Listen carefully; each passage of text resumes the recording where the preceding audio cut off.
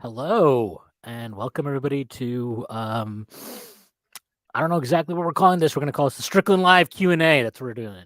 I am your host, Shwinny Poo, and I'm joined by our handler of many social media posts and artwork and all kinds of fun things. His name is Zach. That is @_Zach Blatter on Twitter. Zach, how are you? Happy to be here. Happy to be up 3-1 against the Cleveland Cavaliers, and very happy to have attended Game 3 and watched the Knicks annihilate the Cavs in person. And Well, it was a transcendent experience. Well, it's even nicer when you scored really nice tickets. I did score some really nice tickets, and that's about as far as I'll go on those tickets. Well, take it however you can get it. Before we get started, just a few announcements. The first being that the Strickland has an Instagram. You can check that out. That is @thestrick.land on Instagram. We are always posting new content on there, so check that out. The Strickland also has a YouTube channel where you may be watching this. If you are watching this on there, please hit like and then subscribe to the channel if you already have not subscribed. That would be a huge help to us. The Strickland also has merchandise. I'm wearing some of it. It's nice. Sweatshirts, We're both wearing t-shirts. some. Oh, yeah, we both are. Yeah, sweatshirts, t-shirts, hats, you name it, we've got it. Mugs. There's RJ Barrett mugs. Check all that out.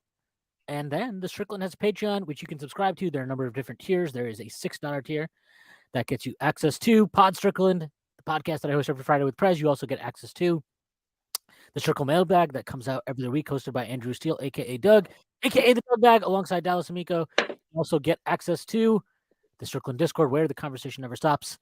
There are further tiers. There's a $9 tier that gets you access to Strickland Roll, my solo pod, where I rant and rave about the Knicks even more. You also get access to wonderful premium articles by Matthew Miranda, one of the best in the business. Wrote an excellent piece on RJ Barrett last week. And surely we are getting the RJ Barrett comeback. So perfect timing by Matthew.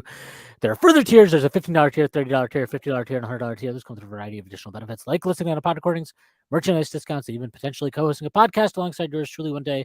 Whether you choose to subscribe or not, none of this would be possible without you. So without further ado, let's get started on this live Q&A. We already have some questions queued up from people that dropped us comments on Twitter and in the Discord, so we can get started with those. Zach, I turn it over Okay. to you.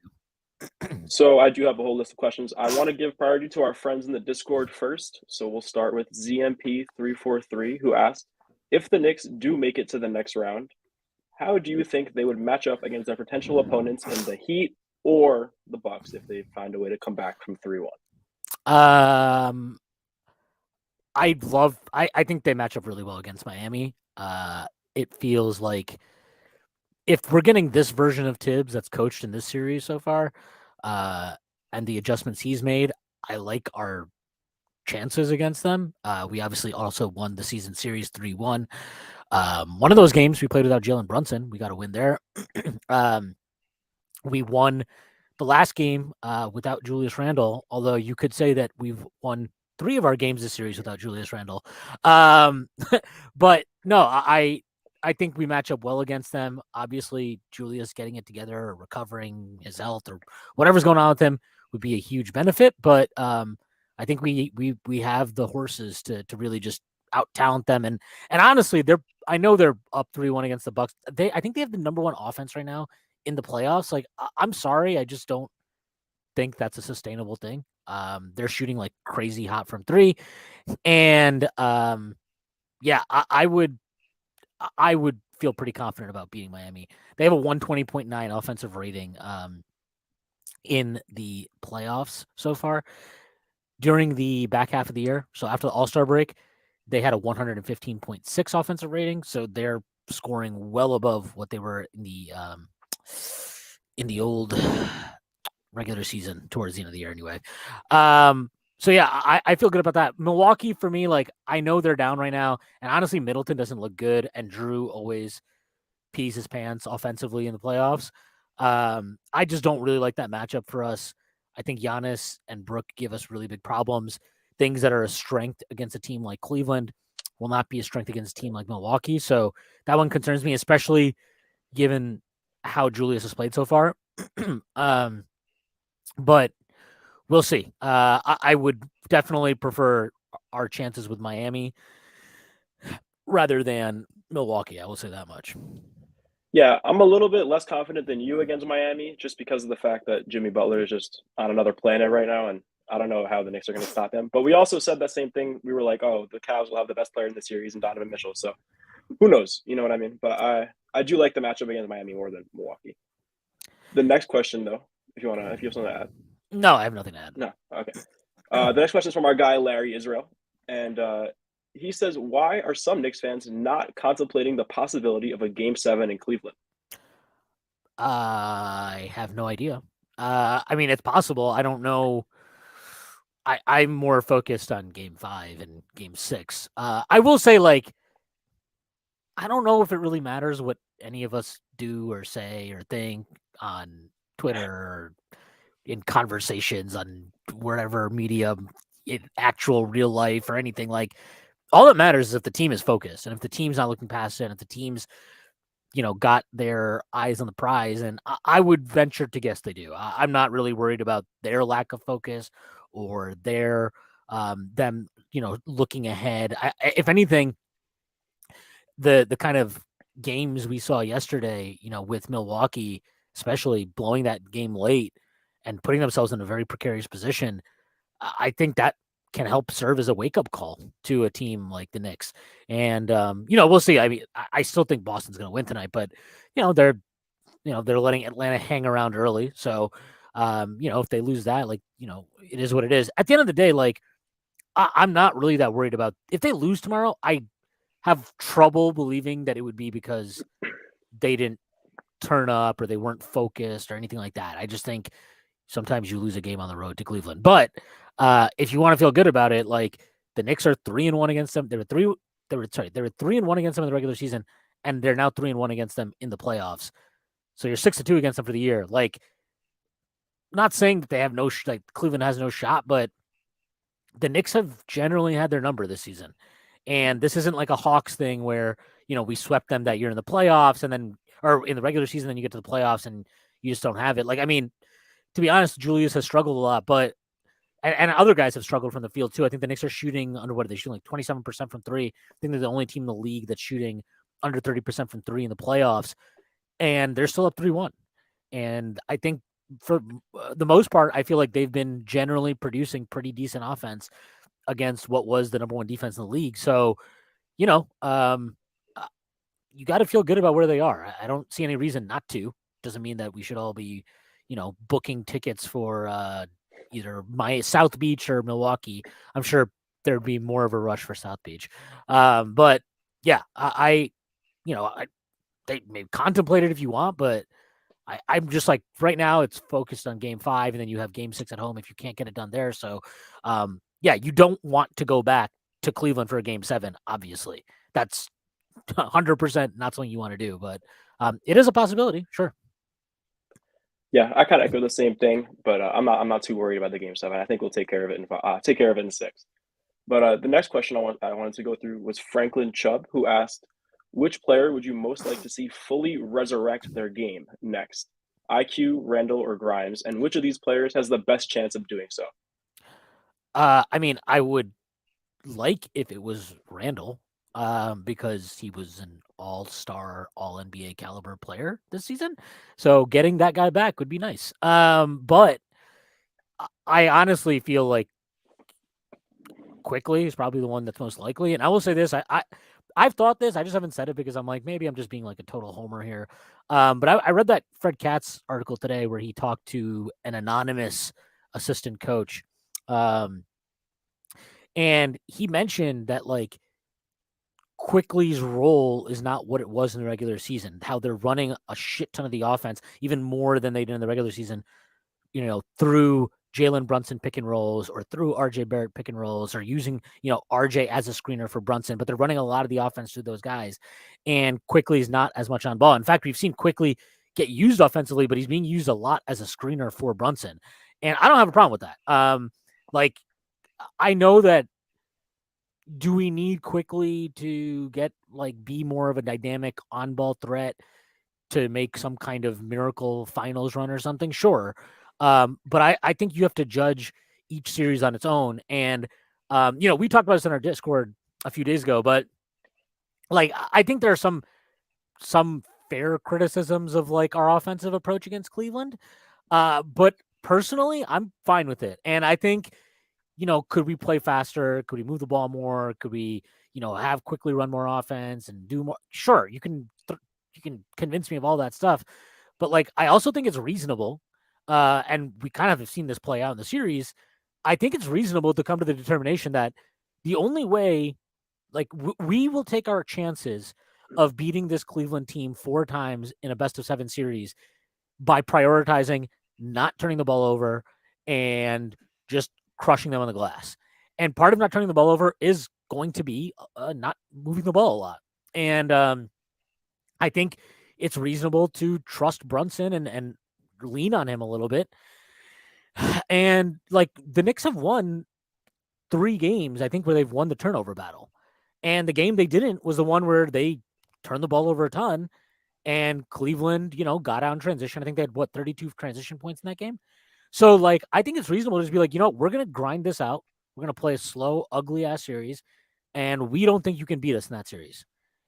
And so far, you'd have to say that whether you agree with that approach or think it's cowardly or whatever you think of it, it's working. So I would say that. So to answer the question, I would say that I don't actually think Quickly's game is that far off. I think he's playing a very different role or at least he's fulfilling different tasks, very game plan specific tasks that I don't think were the case in the regular season because he had more leeway. He had more leash to do shit. And I'm not that worried about him, actually. I am worried about Randall. I don't know that Grimes, there's much to he's either going to make shots or not. And that's about it. I don't know what else to say about that. I think his defense has been good.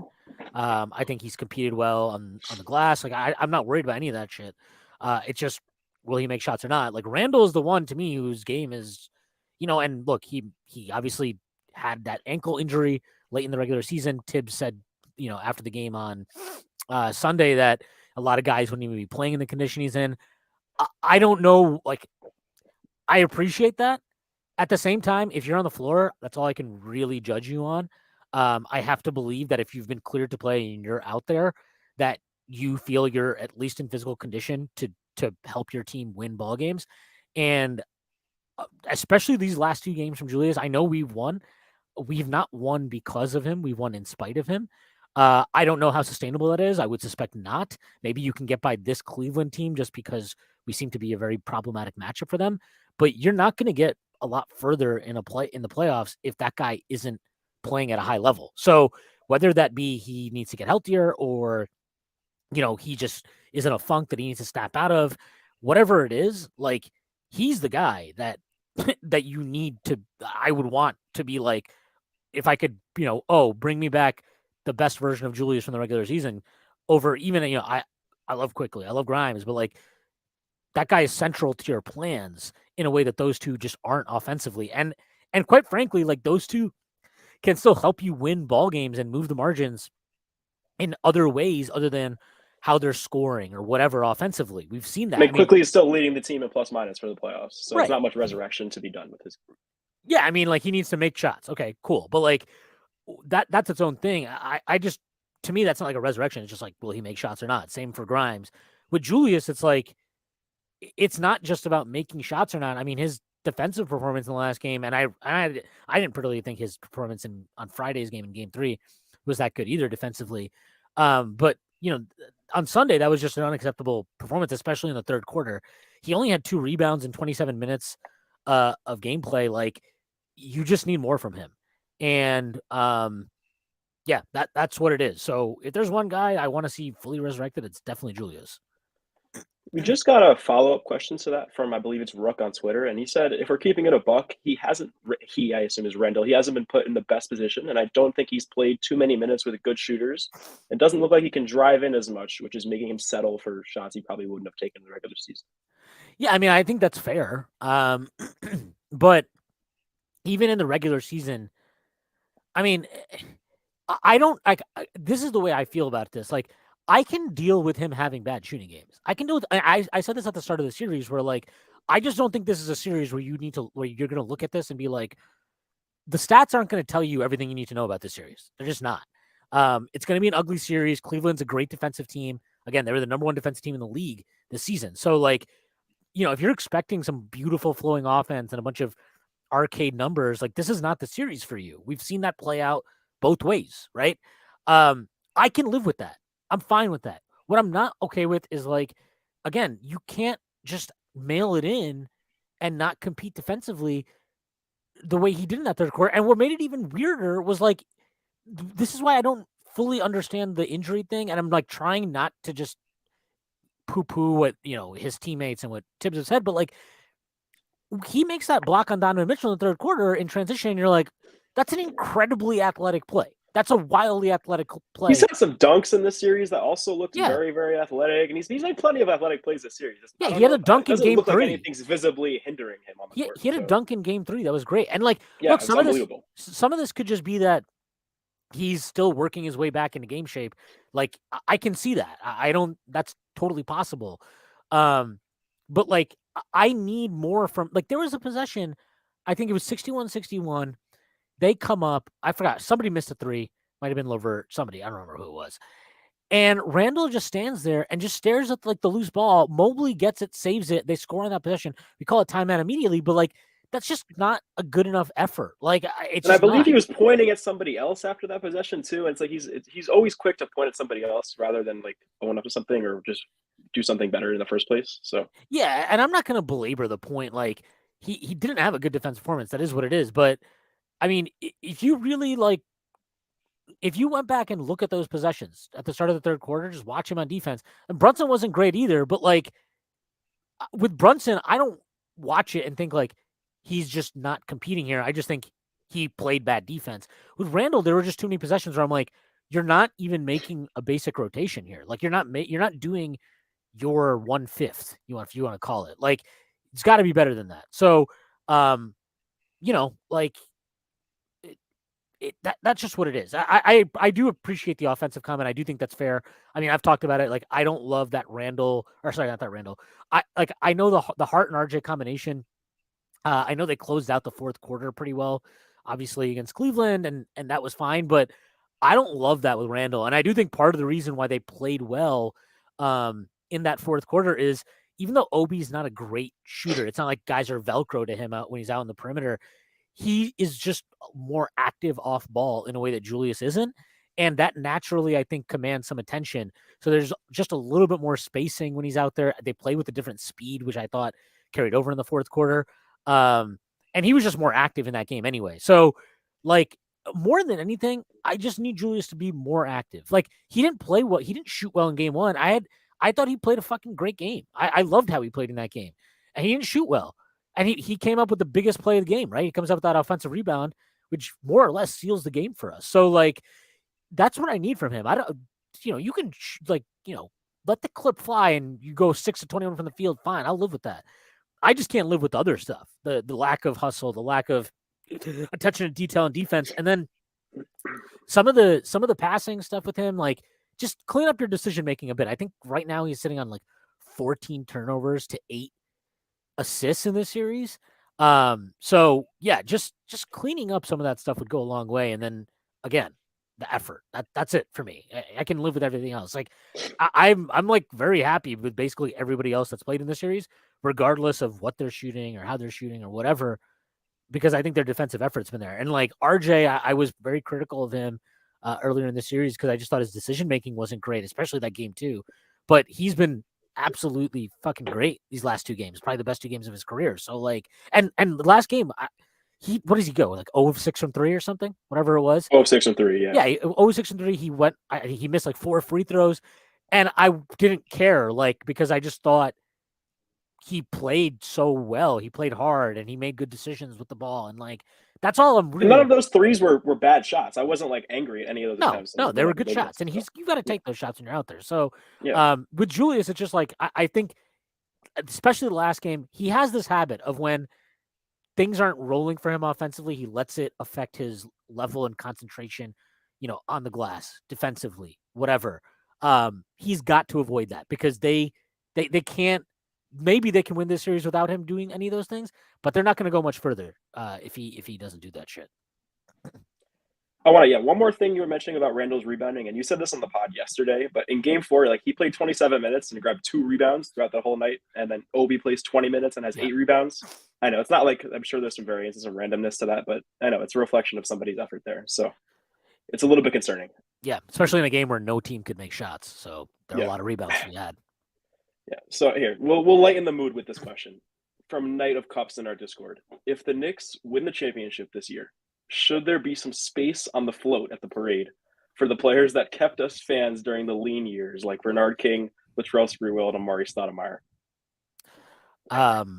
Yes, definitely. Yes. Like we should have extra floats for them, actually. Yeah, I would be surprised if they weren't there. I think. They're in every game. Like Bernard King. Yeah, they're at a lot of games. I'm sure that they'll be involved in some capacity. So yeah, I would be very surprised if they weren't involved. To be honest. So yeah.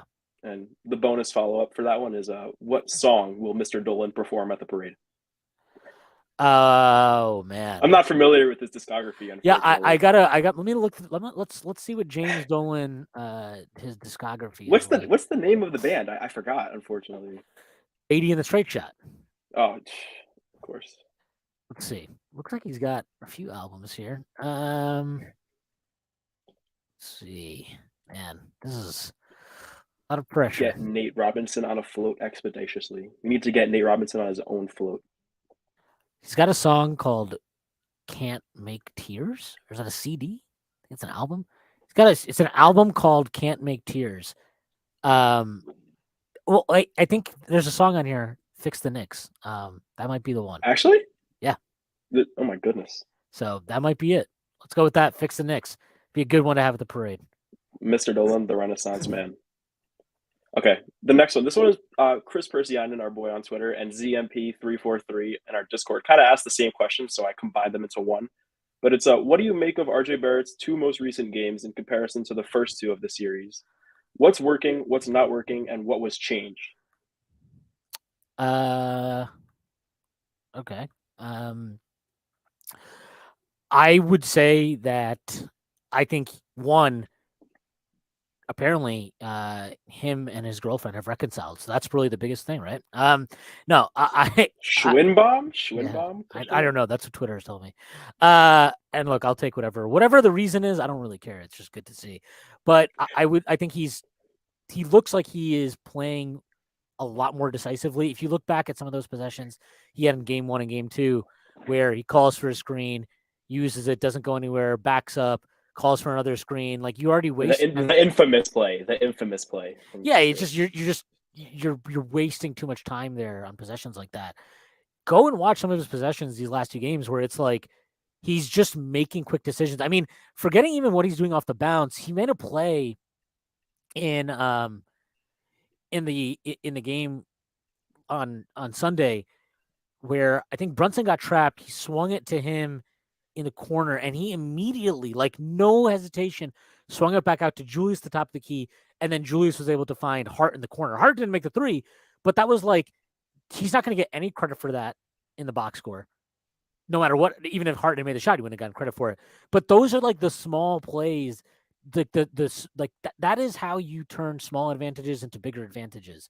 And the speed at which he's playing at, his decision-making is really good. His passing the last couple of games has been awesome. Like he's manipulating the defense with his eyes. He's just making so many good reads.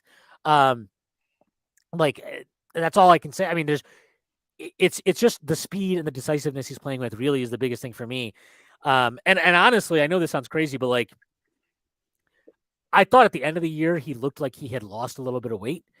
And now when you see like that he's playing with a little bit more burst, I love the play. I don't remember whether it was Friday or Saturday.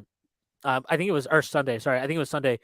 It's like the first play of the game, right, where he goes and challenges Allen right at the rim, gets a foul. But I love that play. Like that's like there was no thought of trying to finesse it around the rim or take some like, little bitty floater or whatever. Like he's just playing with way more force. And yeah, that's the biggest thing. Obviously on Sunday he also made like, he made like a floater that like towards the end of the game, he made a couple of mid-range step back shots that were like, are we sure that this is like is that sustainable? Probably not because he hasn't done it all year. But he made it on that night, and that was great. And he did enough other shit that you're like, is he gonna go over 6 on open threes every night either? No. So it's a little bit of give and take there. I just like the activity level, and then again, the speed at which he's playing at is a lot better. Not trying to be too cute around the rim. I asked Prez about this. I don't know if he agrees or not. It looks like to me he's taking longer strides when he gets into the paint. He has a habit sometimes of like taking short strides and chopping it up a little bit. And that kind of fucks him up. I think he's taking longer strides, and that looks to me like it's having a good impact. So those are the things I've noticed anyway. Yeah, he's also not. He used to like kind of drive and then he'll just give up and turn around on the play and maybe go to like some floater or some sort of close shot. And now, I mean, he took 13 free throws in game 4. I don't remember the last time he took like over 10 free throws in a game. Yeah, and I think he honestly like he could have earned 15 or 16 free throws in that game with the way he was going to the rim there. So yeah, if he's going looking for contact, that's a nice change. Yeah, and the other thing is he's also just like kicking it. Like he's making when he doesn't have an angle to finish, he's making smart plays by just kicking it out to his teammates, trusting his teammates. I don't know why it took this long all season, and maybe it is that he was, a little bit in the emotional doldrums, and now he's back at it. But like, whatever the reasons, I don't really give a shit because this version of him is like what you've wanted to see all year, and it really does. I've been super critical of him all year, but I've also mentioned like I do think like he has improved as a finisher. I don't think it's a fluke that like the 2-point scoring, his 2-point percentage has increased. I don't think that's just like better talent, better spacing around him. I think that's an improvement he's made in his game. So to see him like tie up that or kind of tie that improved finishing with the decision making and just the general kind of clarity of thought that he's playing with is really, really encouraging to see. And honestly, considering how poor Julius has been in the series, it couldn't have come at a better time. Yep. This one is from your co-host, Stacey Patton, your co-host of Pod Strickland. And he asks, can Jalen Brunson be the best player on a championship team? And do the Knicks have a path to making that type of construct happen? Meaning that they don't add a player better than Jalen Brunson to this team. All these questions are really hard to answer. Yeah, this is because we're dealing with 4 games of one playoffs so far. Like we haven't even won the first. Well, you could series. look back at last year with Brunson in the playoffs, and you have a lot of evidence of him just turning it up in the playoffs now. So for sure, but like I don't. He wasn't the best player on that team last year. Obviously, he played like 3 games without Luka in the playoffs. He was really good in those games, but it's just not a huge sample of like what he does as the number 1 guy, number 1 option, whatever. What I guess like what you can say though is I don't know if he can be the best player in a championship team. I do think that he's fully capable of being definitely capable of being a primary ball handler on a championship team. And it's like kind of just the improved decision making we've seen in the last 2 games where when he gets blitzed, he's trusting his teammates, making like the right reads. That's really encouraging to see.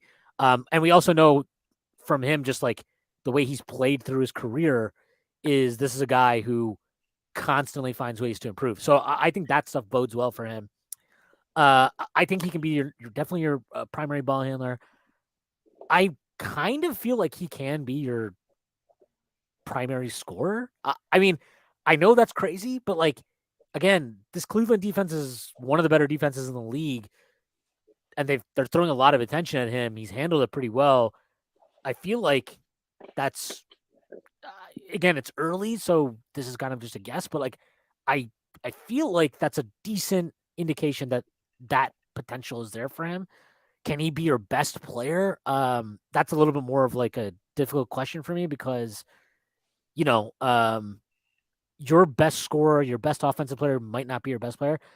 I'm not sure that he should be the best player in a title team, but like we're kind of talking about semantics here now. So I will just leave it as I don't think so, but I wouldn't dismiss it entirely. Yeah, I don't think we have enough evidence to like sign the dotted line on him being like the best player on a championship team. But there are going to be nights, even if you do bring in a top 10, top 5 guy on this team, there are going to be nights where Brunson just shows up and he's outplaying everybody else on the court. And he's one of those guys, and he's going to elevate his game no matter what the stages are. So, yeah, there's probably a path where he is the best player in the championship team, but I don't know. This is such a disgusting question, by the way. Oh my God. Disgusting. Oh man, no, they gave up their picks for Kyrie. We don't want that trade anymore. Yeah. You know what? We went into a lot of Randall discussion earlier than I expected, but there was a nice question I wanted to get to you. We should do the follow up that Dallas asked, but not the entire thing because that was okay. Yeah, so Dallas wrote like a novel to us as a follow up to the Stacey question. It was literally a 3-paragraph follow up to Stacey's question. And it was just a complete nothing burger as well. Like it was not. It was. No, it wasn't. It was very. Look, he basically is. I don't know. He was casting a little bit of doubt on can Brunson be what Stacey asked us. Best player in a title team type of thing. So I did do a little bit of hunting on this because I wanted to be informed. I don't want to come in blind. So I looked this up. The Knicks have a 105.1 offensive rating so far in the playoffs this year. That is 13th of 16 teams, the 16 qualified teams. They have a 101.3 defensive rating, which is number 1 of all qualified teams. Okay, now why do I bring that up?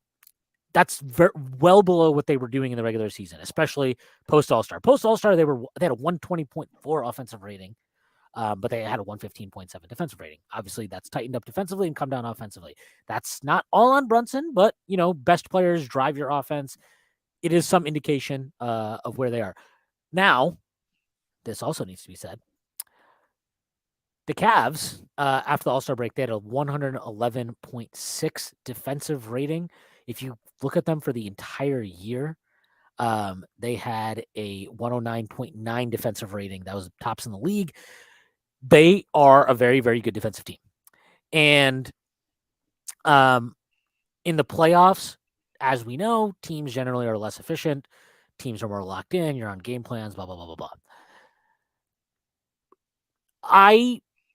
I feel like it could, one of the things Dallas brought up is like he's been a 55 true shooting guy in the playoffs. That's not particularly super efficient. It's also well below what he does in the regular season, where he's usually like a 58, 59 guy. I will say this regarding this year's playoffs. I think he's actually pretty close to maybe having like a monstrous offensive burst out. And I say that because this, okay? This year in the playoffs, he's averaging 24.3 points, 5 assists, 4.3 rebounds. He is shooting 45.7% from the field. He's shooting 53.6% from 2, which is massive. It's crazy. What was the biggest improvement Brunson made in the regular season this year? 3-point shooting, particularly off the dribble. He's only shooting 28% from 3 in the playoffs on 6.3 attempts. In the regular season, he shot 41.6% on 4.7 attempts from 3. He has missed a lot of 3-point shots that I would say are shots that you can reasonably expect him to make a better clip on. And even if the 2-point percentage comes down a little bit, I think an improvement in the 3-point shooting, which I suspect would manifest given a larger sample, you might be talking about a guy whose efficiency comes down a little bit in the playoffs. 57 though, something like that. I don't know exactly where all of this lands up, and that's why I kind of think not just with Brunson, but with this entire team, you just have to let these playoffs just let it play out, and then take some time afterwards and really think about what the hell we just saw. But like, look, all I know is every time somebody wants to put it, I mean, he even said it, right? Every time people want to put a ceiling on him, he just always finds a way. Like, it's true though. Like every time somebody's like, oh, well, he can't do this, he can't be this, he can't be that. Like, he goes on and does it. He figures it out. So if you want to bet against him, be my guest. I wouldn't. I think there's plenty of good signs here. Again, against a team that's loading up to defend on him, and he is the primary focus of this team's offense. And I think it's worth noting. We talked about Randall maybe is being hurt a little bit by the spacing. Like I think that applies to Brunson also, and it hurts Brunson that look, RJ didn't start the series well. Quickly has not been as involved in terms of on-ball creation. Whether that be if you want to put that on quickly, you want to put that on the tactical approach. I think it's more. I think it's a mixed to an extent, but I do think it's more the tactical approach than anything. But like Randall has been really not good offensively, and I don't think I haven't noticed. Maybe I'm off. I haven't noticed them sending as much help to Randall as I noticed them sending help to Brunson. That would probably change if Randall was scoring more efficiently from the field. It's also hard. Evan Mobley's a really good defender, so I get that. But like Randall's struggles impact him. So if Randall was playing better, and maybe we'll see it now with RJ playing at the level he's playing at, if he sustains that, who knows? I think maybe some of his efficiency numbers are being artificially repressed in a way by some of the struggles of players around him as well. So, yeah, I really think look, the guy easily could have, should have, whatever you want to put it, been an all NBA guard this year. You're talking about a guy I think I think he's like a top. I mean, I haven't sat down and done a player ranking in a long time, but it's not unreasonable to be like he's a top 15, 20 guy. It's really not.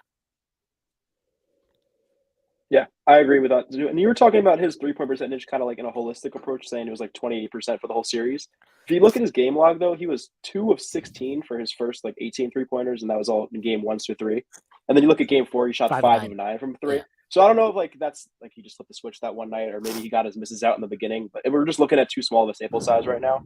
And hopefully the next 2 games will tell us if he starts knocking those down more. But I do see there is some low-hanging fruit with the 3-point shooting. There's low-hanging fruit with the free throws as well. Someone's in the chat said, and that applies to the whole team. He's shooting 94% from the free throw line this series. It's the whole team. It's the whole team. Not just Brunson.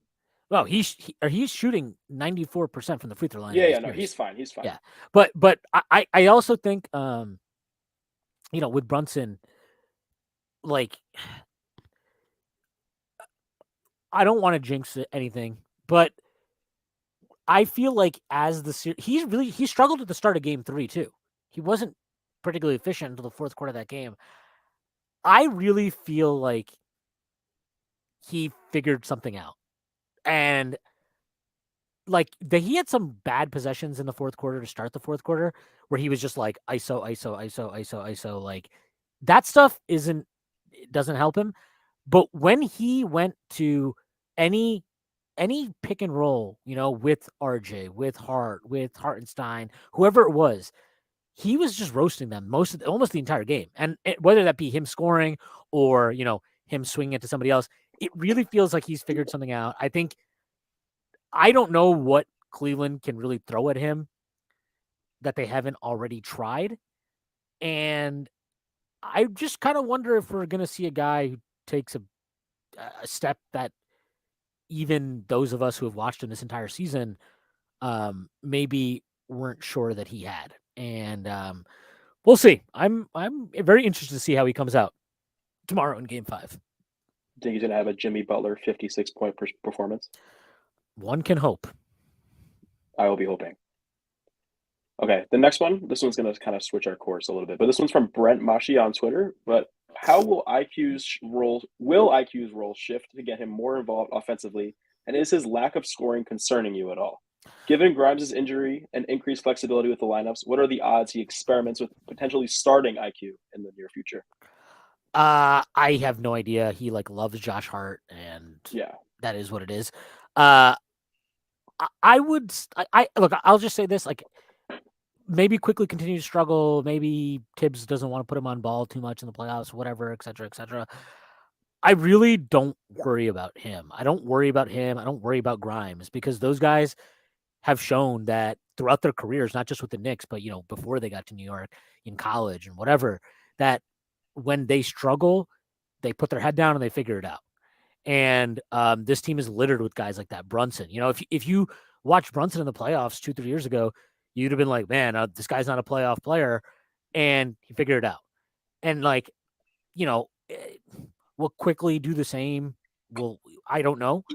I would bet on him. I would bet on Grimes. Even like RJ, like some of the stuff we've seen now in the last 2 games, it at least gives you a lot. I mean, it makes me feel a lot better than what the hell we were seeing before that. So, it at least it gives you the comfort of like, okay, well, this is maybe why we've been patient with him for as long as we've been patient with him, and this is why Tibbs continued to start him and continued to put the ball in his hands, and et cetera, et cetera. I don't think his role is going to shift much in this series, and like I said, I'm fine with that. I think like if you have found a game plan that works against your opponent, make them force you to find something. Like make them force you to change. And I know, I can't say enough about. I think it says a lot about Quickly as a teammate, as a type of guy you want on your team, that he can have some of the games he had to close this season, and then you come into a series like this. And I do think some of the reason maybe for it is like the fact that he did have 3 turnovers pretty quick in the first game of the playoffs. I get that. And he had an ugly possession in the second game, but like the fact that you can dial back his usage and put him in a more specific role, and he can deliver the type of impact he has. And really, I think his screening has helped Brunson in ways too, offensively. And then obviously defensively, I mean, look, the people that are worried about like, is he having an impact or whatever the fuck it is, like, go watch that third quarter again on Sunday. Like, Garland was cooking us, absolutely roasting, Brunson to high hell, and Quickly comes in, and that was it. Like, there was no more Garland show. The Garland show ended right there, died. And he came in with 3 minutes left in the third quarter, and he left with 8 minutes left in the fourth. So it wasn't a huge stint, but like you could tell he came in, Garland got out of his rhythm, and when he checked out, like the game was basically over at that point. I know it was only a 4-point game, but the Knicks had all the momentum. They were completely in control. At no point during that stretch did it feel like the Cavs were seriously going to make a run. And I do think like he helped change that, just the way I feel like Deuce helped really get like he only played 5 minutes, but I thought the 5 minutes he played completely knocked Donovan Mitchell out of his comfort zone too. But to go back to, Brent's question, the lack of scoring is concerning in the sense of like, yeah, I would like for him to score. I'd like for him to make some open threes. Sure. But like, I don't worry about that in the long run really at all. And I don't, is Tibbs going to experiment with him in the starting lineup? Not in this series. I think he likes the Hart matchup on Donovan Mitchell, and to Hart's credit, he's done a very good job on Mitchell. So, I don't love that offensive lineup, and I do think that there are some risks there, but like, it's hard to knock the choices Tibbs has made when you're winning games, and when he's actually been willing to be more flexible, be more adaptable. I think you have to give him a little bit more benefit of the doubt when he's showing you that even if he starts with something, he's been more willing to change things. Though I don't know why in the third quarter he left Brunson on Garland for like until the lead evaporated. That was so weird. But yeah, that is my answer to that question. Yeah, I think that moment where he left Brunson on Garland, just to let Garland continue to cook, that was like the one moment this whole series where I was like, wait a minute, Tibbs, what are we watching here? But besides those like 4 minutes, Tibbs has kind of just coached an A+ series for me, in my opinion. Yeah, that was weird. He was weird in game 1 with leaving that RJ in during the fourth quarter. Then he pulled him, and then they pull out that game. So he's had these stretches that are like, what the hell are you doing?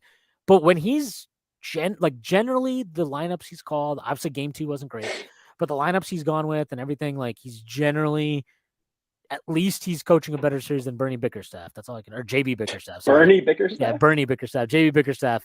So he's out coaching his matchups. And look, I thought his last, I honestly thought the fourth quarter that he coached, and as soon as he put Quickly in that second half, and basically everything he did from that point forward, he benched Randall for like the first time ever. It wasn't even just that. It was when he took Quickly back out of the game, and then he put Hart back in, and all that stuff. Like, I thought he coached that was his best coaching performance in New York pretty easily for me. That was a great fourth quarter by Tibbs.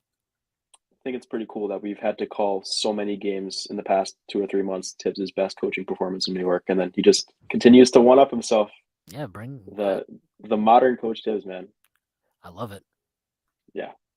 Okay, our guy Kevin Stearns, Kev, he says, I think the Knicks should run it back with the same team next season. What do you think?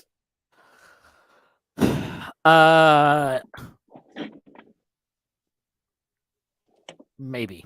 I need to see how this playoffs ends. I'm sorry, like I can't say anything definitively about Randall until I witness the entire playoff run that he has. I feel a little bit the same way about Tibbs. I feel a little bit the same way about RJ, but Randall's the biggest one for me. But like, I don't. It's hard to know exactly because you just don't like. What if the Knicks, they win the series, but then they lose in the next round to Miami? How do we feel after that? If they win this series, if they lose the series, how do we feel? If they win the series, win the next series, and then you push like I don't know, fucking Boston to 6 games, like. Are you comfortable betting on running it back, or do you think, man, maybe if we can get a Jimmy Butler or somebody like that, if we can, risk, yeah, we have to risk something to get him, but like if you can do that, is it worth taking the shot? I just think there's too many variables we haven't really seen play out yet to determine that. But I don't think running it back would be a terrible choice, and honestly, it wouldn't surprise me if that's the choice that the front office decides to make.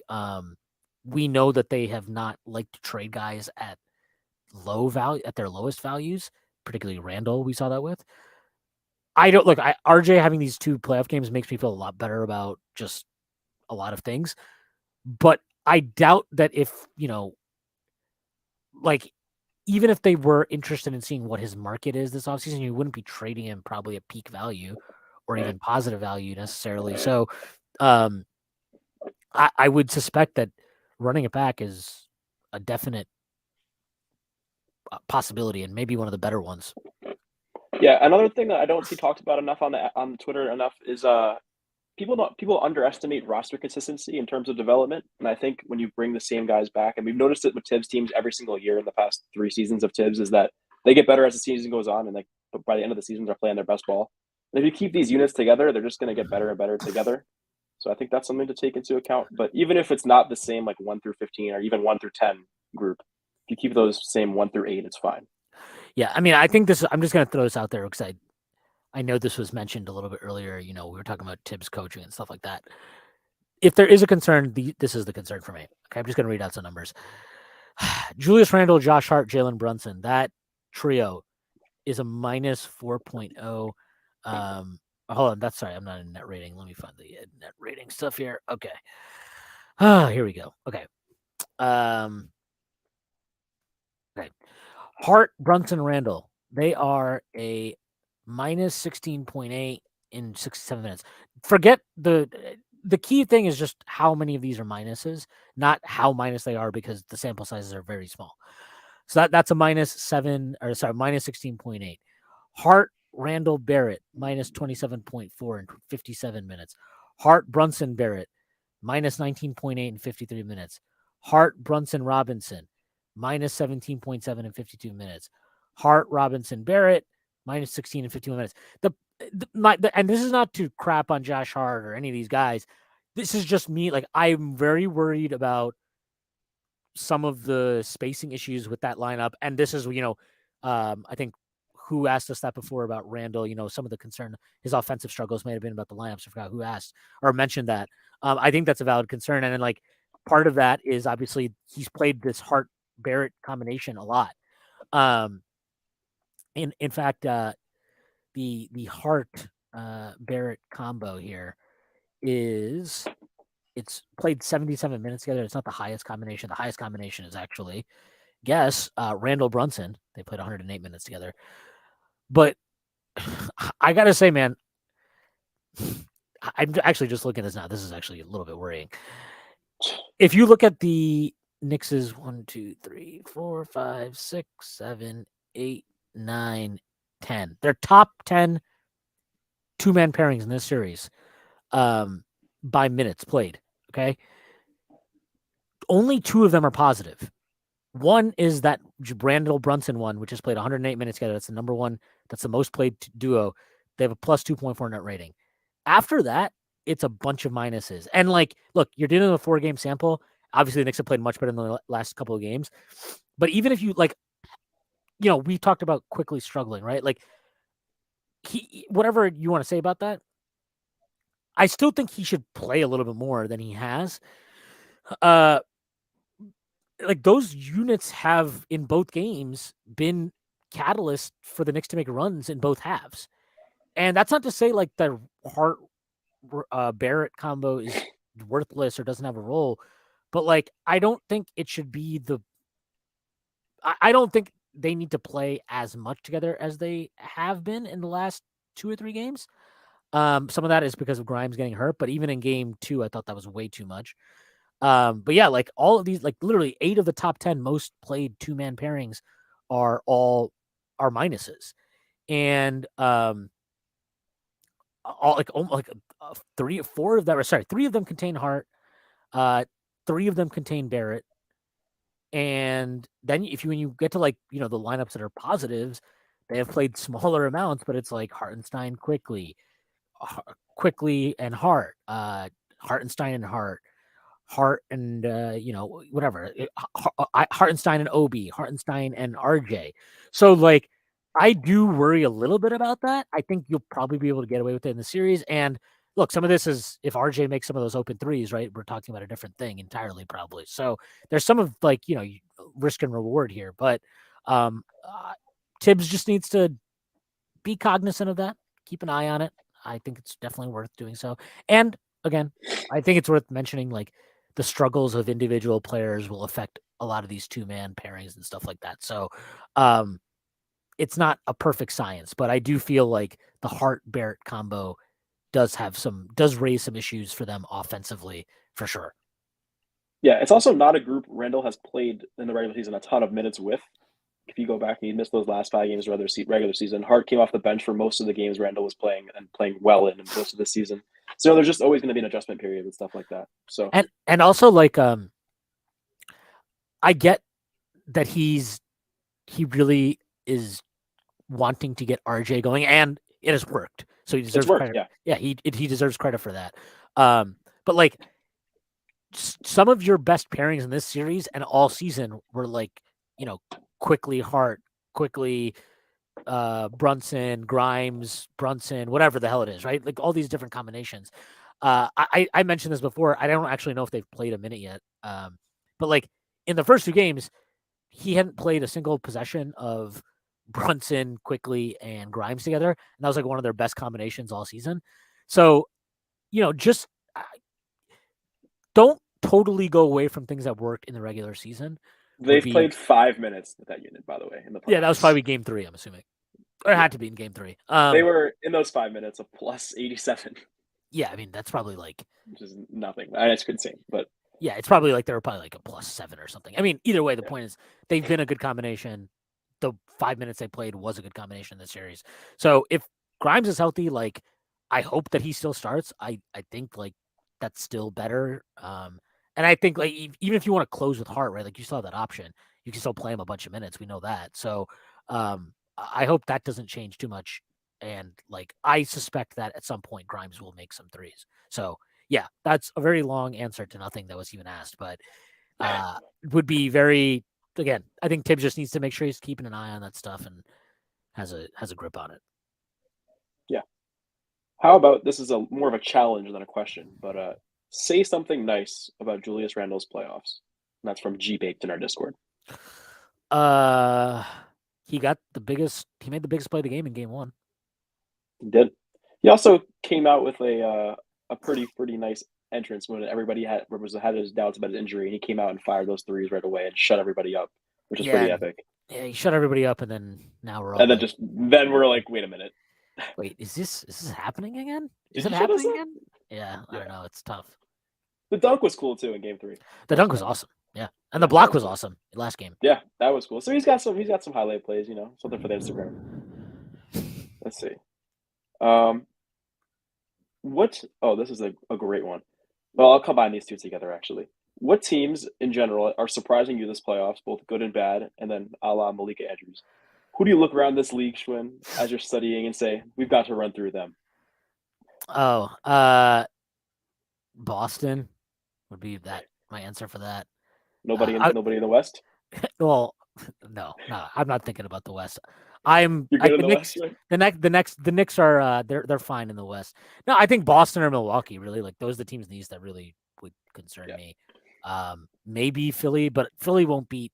They're not going to beat Boston, so it really doesn't matter. And Joel Embiid will probably get hurt anyway, so who cares? What was the first question again? It was like, what teams are surprising you this playoffs? Oh, I'm trying to think. Are you surprised with the Lakers? No, If you're a ball knower, you're not surprised. I picked them to win that series. I bet on them to win that series. That was Me as well. kind of an automatic one for me. That Memphis team without Adams is just not a good matchup. I don't think I see like I'm not surprised by Sacramento. I'm not. I think that like I expected them to be good and they're good. Okay, cool. Like that's what kind of expected. I honestly like I don't want to say that I've been surprised by too many teams. I mean, Miami? I wasn't. Yeah, I guess I am surprised by them, but like to me, that like what they're doing just feels very fluky rather than, oh my god, they It's just figured been something out. Jimmy nuclear insano style. Yeah, and they've made they've just shot like crazy from three. I mean, Butler yesterday, how many threes did he hit? Like three? Like he was hitting some Yeah, ridiculous I think he had shots. more than three. I can Yeah, check, he but was yeah. crazy yesterday. So yeah, I guess them. I'm surprised by Milwaukee in a bad way, obviously. Yeah, I was gonna say the same thing. But like most of it is like I didn't watch them a shit ton in the regular season. I'm very uh, I don't think they can win like a championship. Like Middleton just does not look good, and if he doesn't look good, that's a really big problem for them in crunch time because their best offense in crunch time has always been Middleton and Giannis running 2-man game. And if Middleton can't do that, then it becomes Drew running 2-man game, and Drew is yeah he's an adventure in the playoffs. Miami obviously a surprise for them. I would actually, I'll just throw this one out there. I'm a little bit surprised that I've not been that impressed with the Celtics defense so far in this playoffs. And I'm a little bit surprised by that because I thought that they would pick it up more so than they have. The first game, they were really good. And I do wonder if they were so good that they were just like kind of took the Hawks really easily and just did not. I don't think they've been as locked in defensively, so maybe that's just part of it. I am surprised at how bad that Memphis has been offensively. They've been really, really bad offensively. They have a 104.7 offensive rating. That's worse than the Knicks in the playoffs, by the way. Wow. And they have a minus 5.9 net rating through 4 games. The end of that game yesterday, like they made so many stupid fucking plays. It was kind of unreal to watch. Like Ja gets that steal and then he dribbles like straight into like right at the start of overtime. Then he dribbles into somebody, turnover. The Lakers got a layup. I think it was AD that got that layup. But it was like, I mean, this isn't really a surprise to me and it shouldn't be a surprise to anybody. But like at some point, like there needs to be a conversation about Ja, right? Because they're 0-3 in the games he played. And the one game that he didn't play, they won. And not only did they win, but that was easily their best defensive performance of the series. Like at some point, if your team continues to like always, whether they're better or whatever you want to say, but like they're still very good when he doesn't play. And I mean, I just could not believe how fucking stupid he was yesterday. That charge he had on LeBron was insane. That's like one of the I think that's the dumbest play I've seen all year. I couldn't believe that. And then he was complaining about the call, and it's like there's no way you can actually believe that you didn't commit a charge. And that's a regular thing. It's not the first time he's tried some stupid stuff like that. I mean, no, and it's like he fucking drives into people like crazy, and it's like, oh, he got hurt. There's no plan. There's no plan. Yeah, we we got to ban charges. Like, no. Like, what? Because just he's out of control? Like, no, maybe he should fucking learn how to avoid traffic sometimes. It's not a big deal. So I'm not that surprised by that, but like to the degree at which they have struggled and he struggled, I am a little bit surprised to the degree that that's happened at. And I will forever be shocked by Kevon Looney forever being a useful playoff player all the time. Just an amazing thing for somebody who basically has been like 42 for 10 years. One thing that has pleasantly surprised me is that Anthony Edwards, after having a terrible playing game against the Lakers, where he was 3 of 17, has just been unbelievable against Denver. And I'm very happy. He's very fun to watch, and I'm happy they stole a game against Denver, even though they'll probably get sent home tonight. But that's been a nice little story. And they look like they were on the brink of disaster. So yeah, and I thought Tobias played a really good opening series against Brooklyn, so that was cool for him. Yeah, he was playing on easy mode against that team, so we'll see how it is against a real opponent. Our next one, this is an interesting one from Duder Adam in our Discord. He asks, which players on the Knicks active roster today, not including two-ways, and I'm also going to not include like Fournier and Rose in this conversation, will not be on the Knicks roster for opening night of 2023-24? So like our actual rotation players? Like players that play minutes, yeah.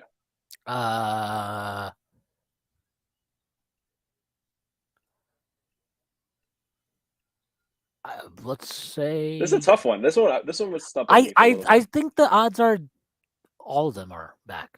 That's what I honestly think the odds are. If there's one, if you wanted me to say most likely, Obi, but the way these playoffs are going, like that's what I just need to see the entire playoffs. I need to see all of it, because if Randall continues to struggle and Obi continues to play well, then I think that opens up a very interesting conversation and a very interesting thing for the front office to figure out and manage in the offseason. Because, I understand the injury part of it and everything, but like, if Randall, he's shooting worse right now than he did in the Atlanta series. I think he has a lower true shooting percentage, lower field goal percentage. And he's not getting doubled as much either. And he's not like he's the focal point of the offense. So it's pretty concerning. It's concerning. And then it's just like, especially if they win this series, right? So like presumably at minimum you'd get 4 more games after that. Let's say you play like 10, 12 playoff games this year, combine that with the 5 you played in 2021. If he doesn't pick up his efficiency, like you've got to honestly be sitting there and being like, look, this is like it's not the largest sample ever, but it's not an insignificant one. Yeah. He's 20, he'll be 29 next year. Not saying that that's like washed or something like that, but it's like you're getting into the ballpark where you're like, okay, can we reasonably expect him to become a better offensive player in the playoffs, or is this what it is? It opens up that conversation if he continues to struggle, and especially opens it up if, on top of him struggling, you got somebody like Obi playing well. Yeah. The next one, this one's a more fun one too. If you could get a time machine and pull any former Knick and have them play for this team, who would it be? And then there's a caveat. This must be when they played for the Knicks. So no like prime Ron Artest or prime Jason Kidd, only in their Knick form. It's Bernard King, right? It's Bernard King, or it's I'll give you the answer for the person who's 20 years old that hasn't watched like Bernard King. Or let me guess. You're going to say Carmelo Anthony. Wow. I was going to say Carmelo Anthony. Wow. I did it. Wow. The one player that you guys like worship because the reason I'm sitting here now, because he was the only good player on the Knicks during the most miserable stretch of their existence. Congrats. Hey, could you imagine if you were like 13, you got to see a guy score like 30 every single night against bad teams? It was pretty cool. And lose? Yeah, I don't think I'd necessarily. I didn't care. I didn't care at that point. No, I'm not going to turn this into Carmelo Anthony shit on Carmelo Anthony hour. No, I think it's Bernard King. He was an absolute monster when he was with the Knicks, when he was healthy. That guy, you put that type of wing scorer on this roster, yeah, you're doing fine. You're going to be doing really, really fucking good, actually. And honestly, I think the Knicks would win the fucking East if they had some prime Bernard King on their team. Yeah. Here, this is a similar question. Who is a role player? This is from Matt on Twitter, by the way. Who is a role player around the league currently that you would like the Knicks to acquire? I feel like Josh Hart set the bar so high for any role player acquisition for the next 10 years in this franchise. Is Austin Reeves a role player? He's a role player. So maybe Austin Reeves. I really like his game. I'm trying to think who else that could be. Oh, I mean, I guess I've talked about him before, but I think he's more than a role player, so I don't think it's fair for me to use him in this conversation. I was gonna say Jaden McDaniels. But like I think he's more than a role player. So. I mean, I think him and Reeves, like 6 months ago, you would have told me that they're role players, and then now they've just shattered our expectations, and now they're both probably going to be looking at 90 million, 100 million this summer. So yeah, I think are they really role players? They're beyond that. I guess like role players is hard. I don't really want him on the Knicks because I just don't think he fits anymore. But like I really like Peyton Pritchard. I'm surprised that I mean he's going to get moved this summer. It's just pointless for him to be in Boston. But he's somebody I think a lot of teams should try to buy low on. I think he's got a good game. DeAnthony Melton, I love him. I always would love him on the Knicks. I've wanted him on this team for a long time. I think now we kind of don't need him, but if you got him, I'd be thrilled about that. I mean, one of the guys we talked about in like separate discussions is Max Strus. He's going to be a free agent this summer as well. Yeah, I like Strus. I like what's his Someone name? in chat said Alec Burks, by the way, which would be completely awesome. Yeah, Burks. Bring back Burks. That would be fucking great. I like Trey Lyles. I haven't watched him that closely in this playoff series, so I don't know how he's played. He's been good. I like Trey Lyles. I think he'd be an interesting addition for this team, especially if they're going to move Obi. Yeah, those are probably some that just come off the top of my head. Kentucky made, by the way, Trey Lyles. That's right. This one's fun. If Dylan Brooks were a heel wrestler, who would he be? And it can't be X-Pac because Mikey Cooks in Discord said okay, so. that doesn't – X-Pac wasn't a heel anyway. X-Pac wasn't a heel. I'm trying to think of like who was the he'd be D'Lo Brown. He'd be fucking D'Lo Brown. In-ring heel ever. He would be D'Lo Brown. That's who Dylan Brooks would be. He's 100% would be D'Lo Brown. There's no question about it. I have to think of some of the worst heels in my life. I don't know. What was your favorite crowd / chant or interaction you've experienced live? I mean, right off the top of my head, I was at Game 3, and like those RJ Barrett chants, they were ringing straight through the commercial breaks, and even like right into like when this guy was not doing anything, or they're showing some other video on the screen. This crowd was just chanting RJ Barrett, RJ Barrett, RJ Barrett, and I had chills. I don't know if you've been to any other insane live events, but what was the question again? What is the most insane chant you've experienced live? That was from Night of Cups in our Discord. Is this like only Knicks related, or is this open to anything? He didn't specify, but let's make it Knicks related. Unless you've been to some crazy concerts or something. What's my favorite crowd? You've been to WWE shows. WWE shows. I mean, I can just tell the story. I went to a Michigan baseball game once, and I got kicked out because we walked in with signs that were just like not appropriate to have, and then we stood at by the third baseman and just kept telling it. It was actually kind of stupid. We got kicked out because we were like, "Your mother doesn't love you." We just kept saying that, and he like somehow the fucking ushers there kicked us out for that. So that was a pretty stupid but fun thing that happened to me one time. Knicks related, so not necessarily a crowd thing, but I got to do a meet and greet once, and I got to like meet Camby and Kurt Thomas Camby, Sprewell, Charles Smith was there, which was not maybe my favorite interaction ever with the former player. Yeah, that was really cool. Houston was there, so it was cool to like actually get to meet those guys and Larry Johnson and shit like that.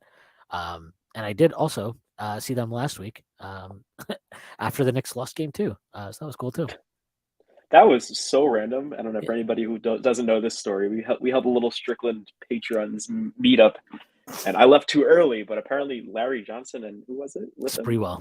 Sprewell, Larry and Spree pulled up like an hour after the game and took pictures with Stacy, took pictures with Schwinn, and that. I was very jealous that I left too early.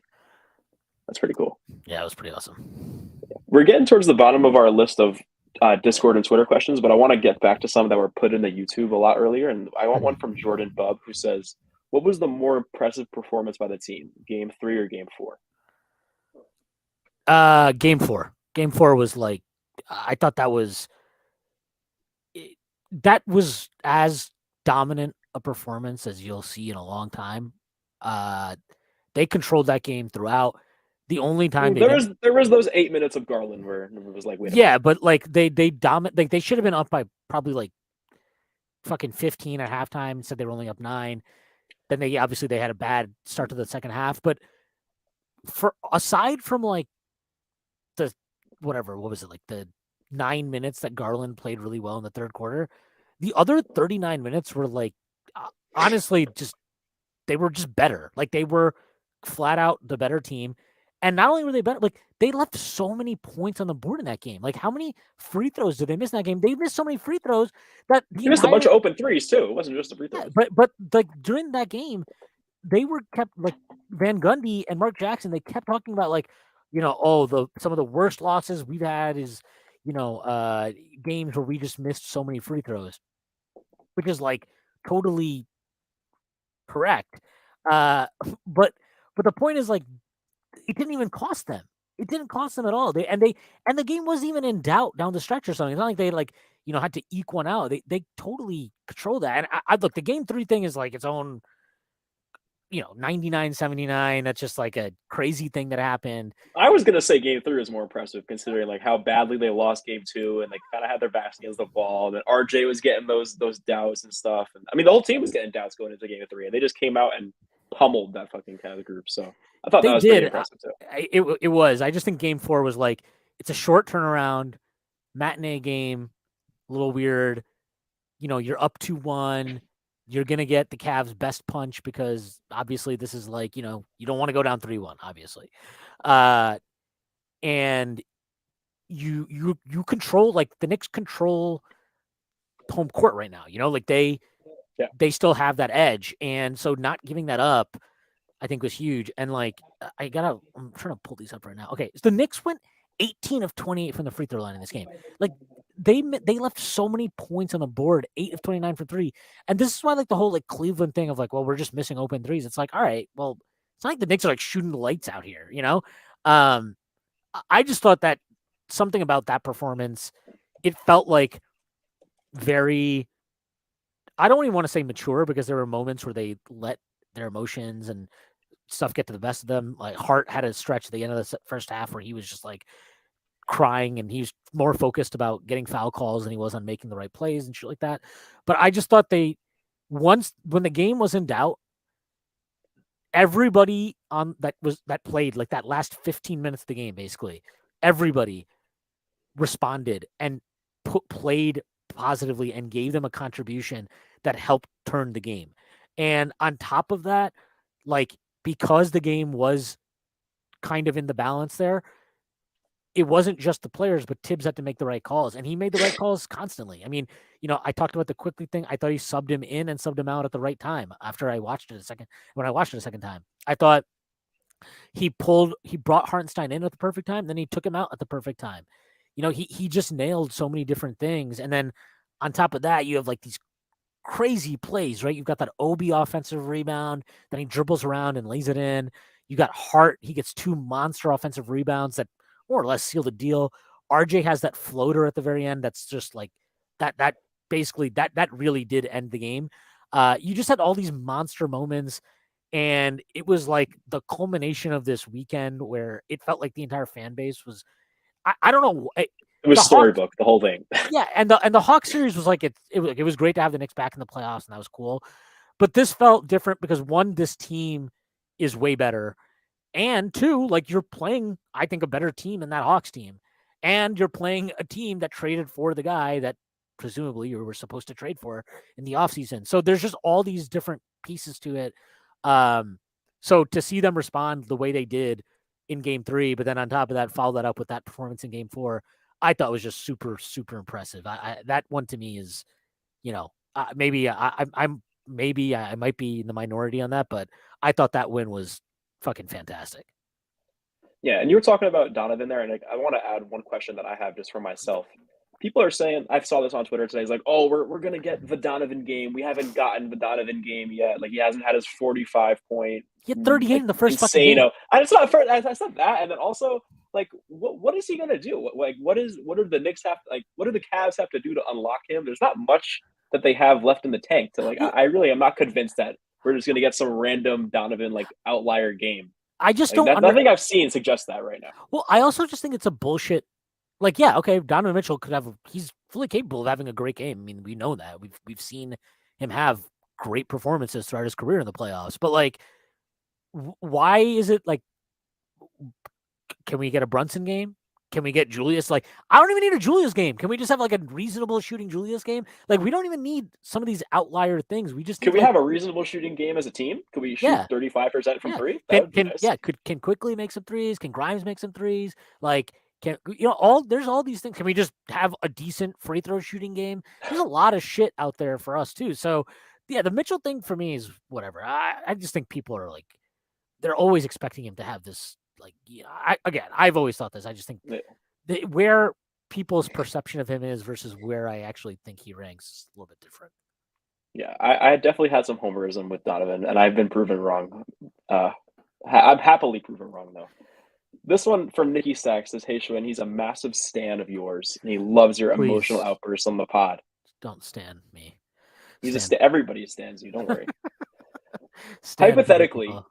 who's the best disgruntled superstar we could possibly get for Randall and X amount of firsts? For Randall, I don't know if anybody is disgruntled right now, but I guess if you had an asterisk like can get disgruntled, I can forecast the disgruntling. Unless like Luca, is he disgruntled right now? I don't. Who the fuck wants Luca? Yeah. No, the one for me that I just keep coming back to, and I've been kind of focused on this the last few weeks, is Butler. Like, I just think Butler. Yeah, and there's a couple questions in chat I was going to get to about Butler. Yeah, Butler's one. Another guy that it's possible. I'm not saying I would necessarily do it, but I think it's possible. Would be Siakam, but they wouldn't want Randall, so you'd have to find a third team. Blah blah blah. Like, I do think we don't know what the hell Toronto's going to do. How much of an upgrade do you think Siakam is over Randall? I don't think it's something I would. I don't think he's an upgrade at all in the playoff or in the regular season. Yeah. But the playoffs, I don't know. That's just like that's why this Randall stuff is really hard to figure out, and I'm happy that I'm not going to be the one that has to do it. Yeah, I mean, hopefully the people who know more than us can make the right decision. So yes. What would be I can't find the question in chat, but like two people asked it, and somebody asked it on Twitter as well. But what would be your Jimmy Butler package, your maxed out package this summer? Let me look for it in chat just to get it on screen. I would probably say something like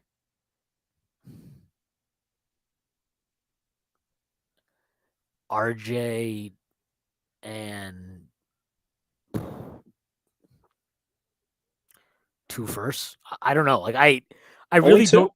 I just Butler's older, man. That contract's huge.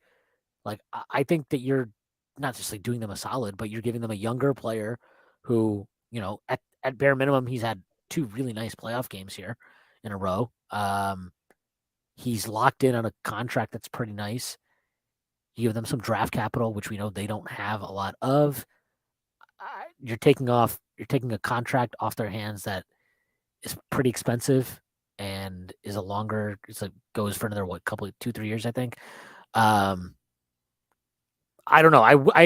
I'm like a bad person to ask this question to because I genuinely don't love the concept of trading a bunch of shit for. There are very few guys I'm like very into trading for, and I think when you kind of lower the bar, that's when you get into trouble.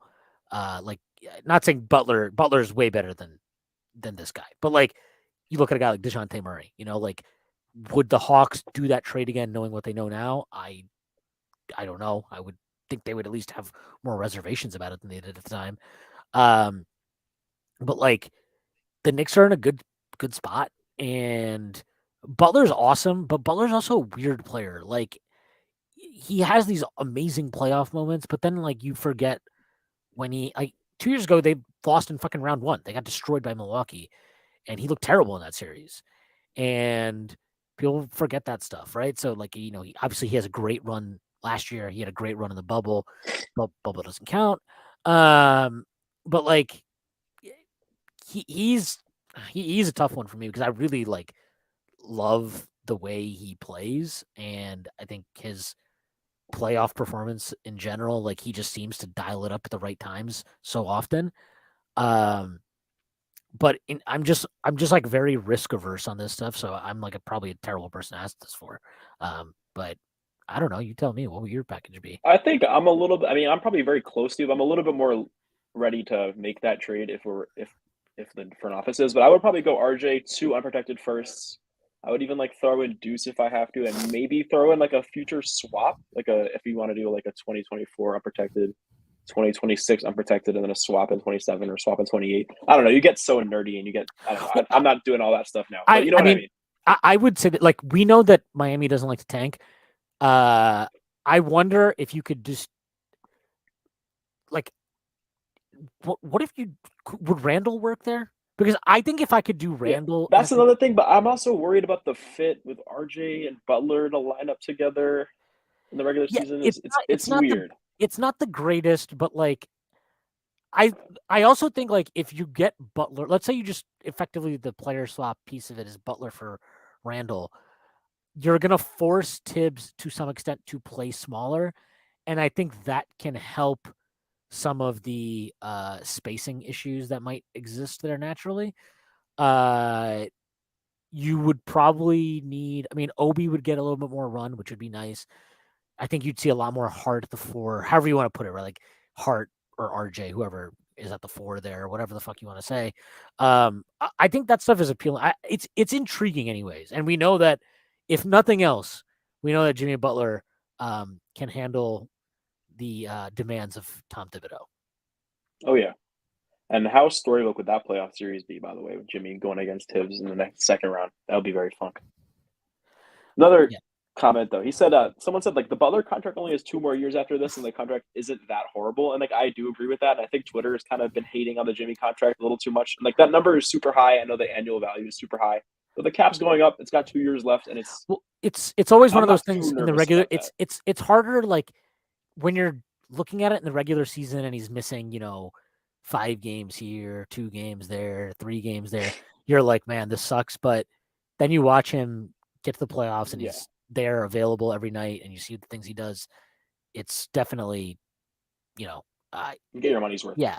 And like this is why this conversation is so hard to have right now because like I could dream up of a Jimmy trade, right? But it's like I might think in 2 weeks I might be like we should not trade for Jimmy, or in a week I could be like we need to trade for Jimmy. Like it's just it's so dependent on like what we see, and then I really want to like at least think about this shit. I want like a week after the season ends, whenever it ends, to really like kind of detach and think about all the different stuff that we saw this year from various players and all that shit, and kind of make a more reasoned decision. If not, I mean, look, I gotta try to learn from last off season when I wanted everybody to go, or not everybody, just Tibbs and Randall.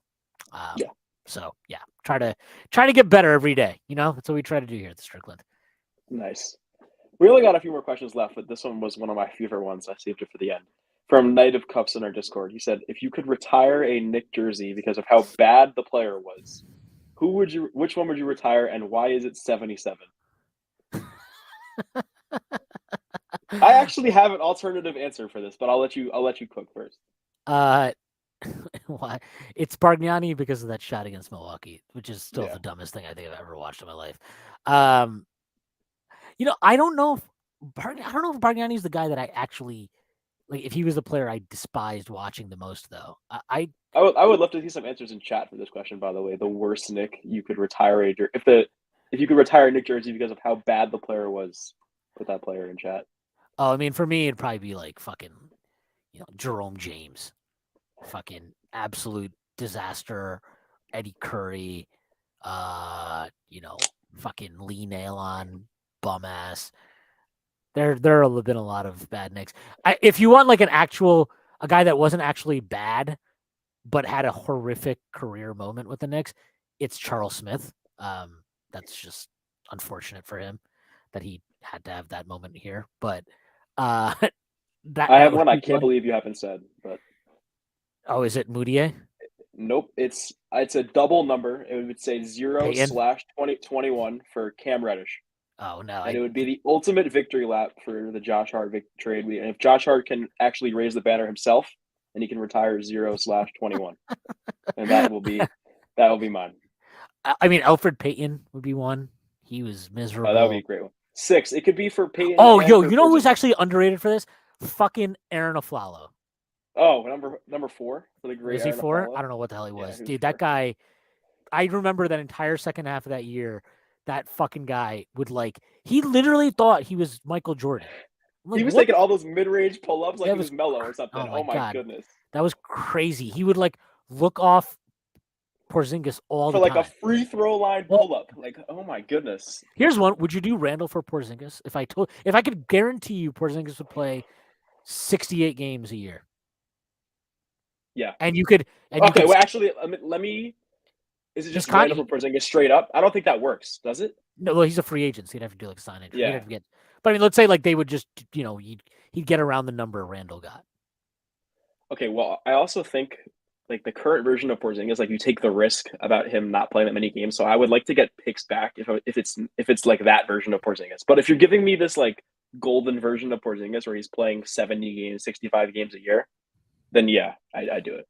How many games? I mean, it's weird because I think at the end of the year they shut him down, the last 2-3 games or whatever the hell it was. He missed the last 1, 2, 3, 6 games. I don't think he was actually hurt because they sat him, they sat Beal, and they sat Kuzma. So he played 65 games this year. He put up 23, 8, and just under 3 assists. He had a great season. Yeah, 49.8 from the field, 38.5 from 3, 85.1 from the free throw line. Would be nice to have another good free throw shooter. I also don't like his coaches throughout his whole career just haven't been amazing, and I think we haven't seen the best of him yet. And how old is he now? 20. 27. He's young. He's actually 27. Yeah, he's a year younger than Randall. So yeah, I think there's some stuff we haven't seen from him yet, and it would be a fun situation. It'd be interesting. I really don't think that we need to the Randall thing. Just we need to see how it plays out in the playoffs. But there are definitely guys that if he continues to struggle, I think you need to at least consider doing a deal for it. I don't even know if Porzingis needs to be one of them. I just think he's an interesting fit because we could definitely use somebody who could space the floor a bit. It would make RJ's life a lot easier. And it would be interesting because we know Porzingis. Yeah, we know Porzingis plays the 4 and the 5, so it'd be kind of interesting to see if you get him, does that now give the option of maybe trading Hartenstein for a piece at a different position or something like that? It would open up different options. So it also gives us so much more versatility scheme wise in the playoffs. You can put him at the 5 and mess things up for another defense, or play him at the 4 and go big with somebody with Mitch. I think there's definitely some intrigue to that. Yeah.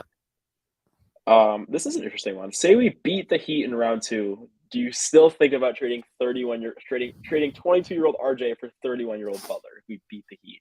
Butler's 31. And let's say, I don't think isn't he older than 31? I think he's older, right? Says. He's 33, and he will be 34 by next season. So, I mean, it depends. Again, if you get to the Eastern Conference Finals and you play a competitive 6-game series against Boston to the point that, and let's say Boston wins the championship, right? I understand that I probably would not at that point. I mean, I would almost definitely would not at that point trade RJ for Butler. But I also think if you truly believe that extra, whatever percent he gives you over RJ turns you into a contender, I think it's reasonable to take that chance. Even though RJ is the way younger player, I do think that it would be reasonable. I think that the point is to win a championship, right? So if you feel that gives you true championship upside, I don't think it's crazy. Yeah. This should be an easy answer in my opinion. Start, bench, cut, Jalen Brunson, John Morant, De'Aaron Fox. My answer to this one is start Brunson, bench De'Aaron Fox, and cut Ja Morant. Yeah, I would That'd definitely. Yeah, that's pretty easy for me. Yeah, that was an easy one. I wanted to make sure. I think like if you wanted to say Fox over Brunson, that's Yeah, fine. sure. Yeah, I wouldn't hate you for that. Yeah, I think that's like totally reasonable. But I'm gonna roll with our guy. I do think Fox's speed is crazy, and actually he's become like a very lethal mid-range scorer now too, which is kind of wild to watch. His But three has been falling a little bit more too lately, which is very nice for him too. So he's made a little bit of a leap, and that's nice. yeah, for So, sure. yeah, But yeah, I would go Brunson, start Brunson, bench Fox, and cut Ja. I've not been a Ja guy for a while. I've been like, honestly, I think like after maybe his second or third year in the league, I was like, I'm out on this dude. I don't like his game. I fucking hate his personality. I fucking hate all of the shit that he's constantly involved in off the court. I would not want him anywhere around this team. I'm thankful. Like RJ Barrett might be, he's obviously had a very up and down, to be generous, fourth year in the league, but like the most dramatic thing we've had to deal with RJ is like, he didn't say like hi. didn't talk to media one time. Yeah, Like, he didn't say nice. hi to Bondi one game. Like, okay, Oh, geez. yeah. If we had Morant here, that'd be, oh my god, it'd be fucking God. miserable. I can't stand that guy. This one's a cool one. Who is your first choice to replace Clyde as color commentator when he retires? My answer to this would be anybody but Wally. Like, no disrespect to Wally, he's a great guy, but the commentaries. Is he a great guy? Do you know that? Are you sure? You just I saying mean, he that? seems like a nice guy. It can't be Wally. For It me. can't be Han. Han is not good on the Oh, color he's just commentary. boring. Yeah, he's boring. That's just not his wheelhouse. I think you got to get like a name. You got to get a former player. You got to get somebody who is like cool on the court.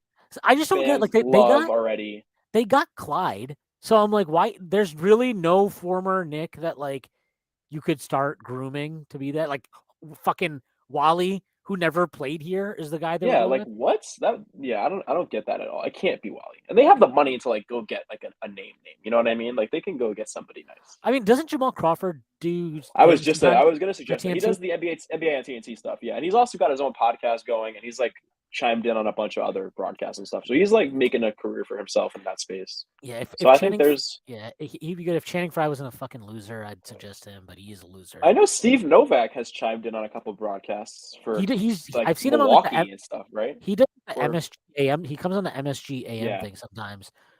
He'd be okay, or at least be interesting. I mean, somebody from those teams. Maybe we can get J.R. Smith. Get J.R. Smith to do it. Hilarious. That would be fantastic. I'm sure that would be as entertaining as Clyde has been.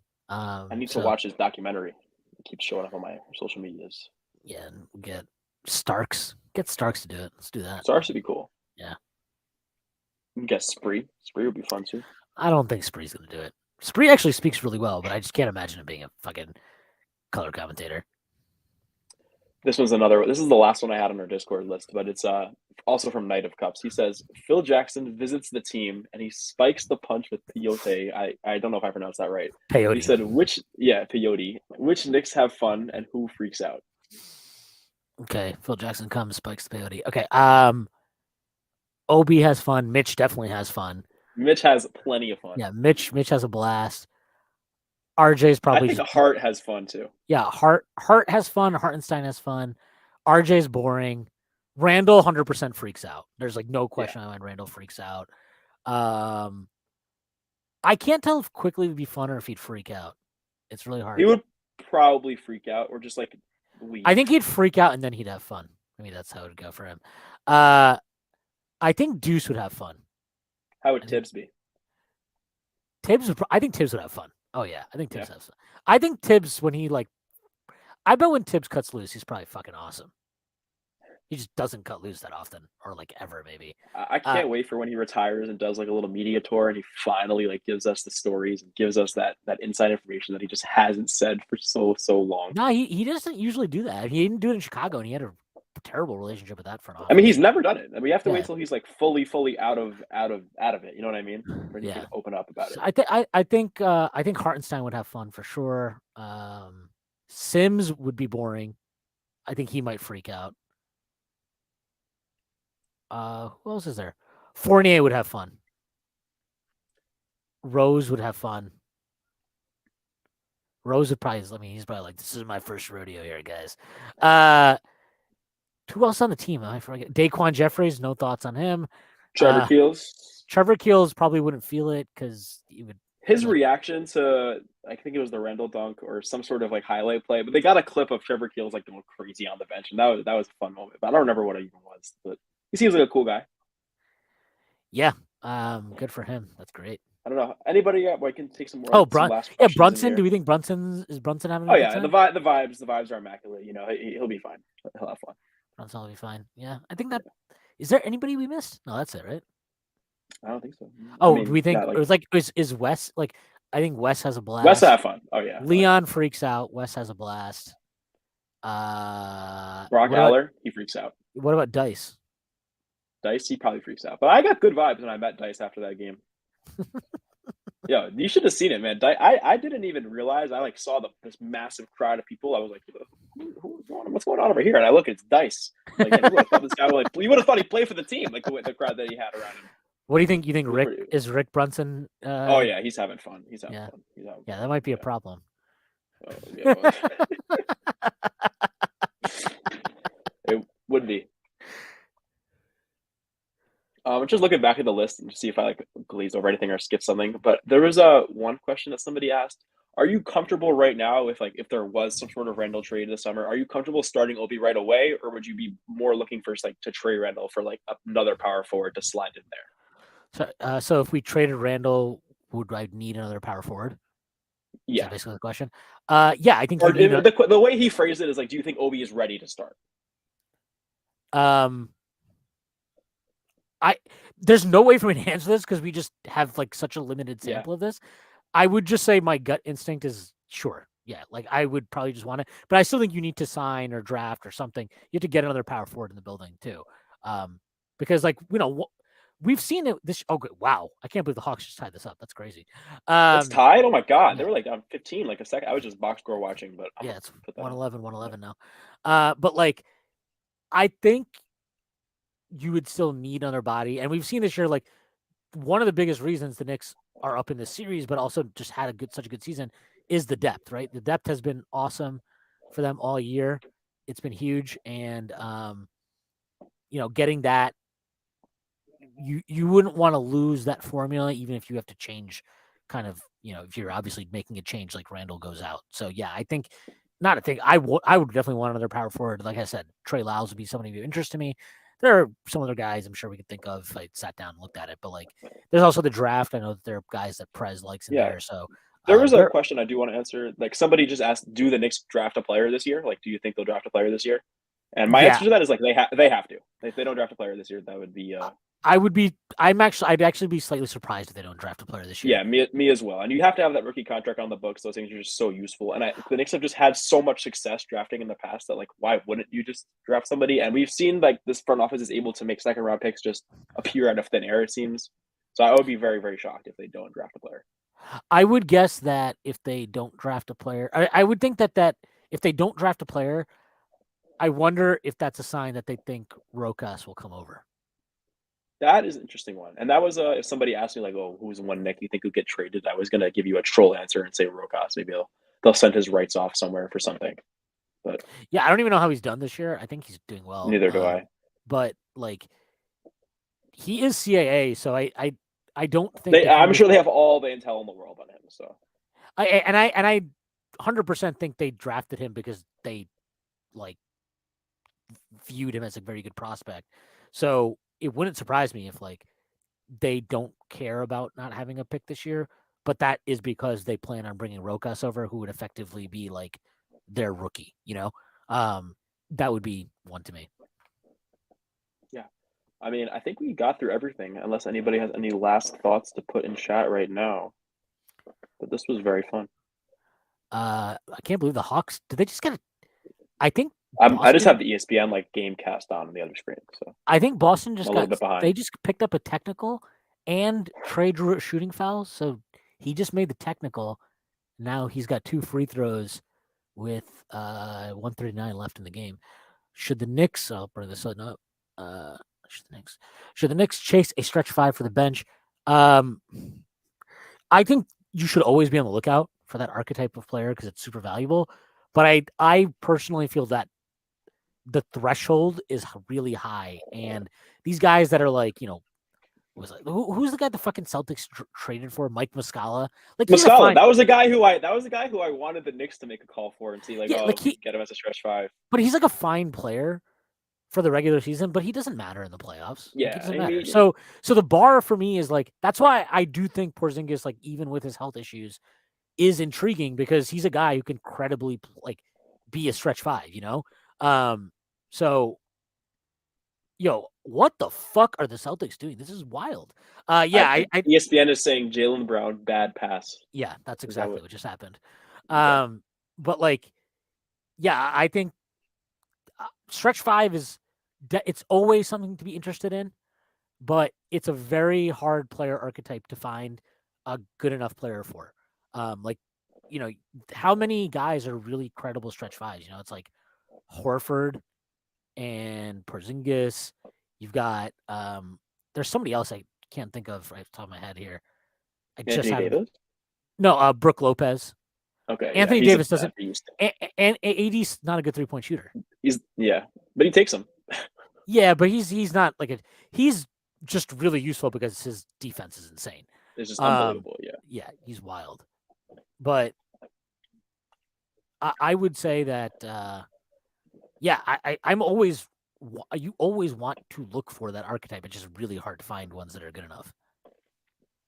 Yeah. I mean, somebody that like, you'll never be able to get him from them. But like a guy that's I unironically think is a useful tactical option at times as a stretch 5 is Maxi Kleber. But there's no chance you're dealing with Dallas. And honestly, he's had a lot of injury issues too, so that's a separate concern for him. Bonus question: how many years will it take for Mark Cuban to do another deal with the Knicks? 7 years. 7 years. He's not gonna because technically they haven't done a deal with us since the Porzingis trade, right? I guess, yeah. Well, what is Marcus Smart doing? This guy is a fucking idiot, man. Sorry. They have brought in all our scraps though. They brought in like everybody who we didn't need anymore. Yeah, but we haven't done a direct trade for them since the Porzingis trade, so that's the last time. So that was what 2019. So yeah, I mean, what 7 years from now would be like 2030. It's 11 years. It feels like Cuban would have enough time between now and then to get over it. Yeah, I like that. You think he still owns the team by then? Yeah, probably. Oh yeah. He loves it. He thinks he's fucking Pat Riley. All right, yeah. I'm not seeing anything else in the chat, and we've gotten through our whole list on Twitter and Discord, so I think we can wrap it up. Yeah, that's fine with me. This was fun. Thanks everybody for giving us questions, and hopefully the Knicks close it out tomorrow. That'd be wonderful. Yeah.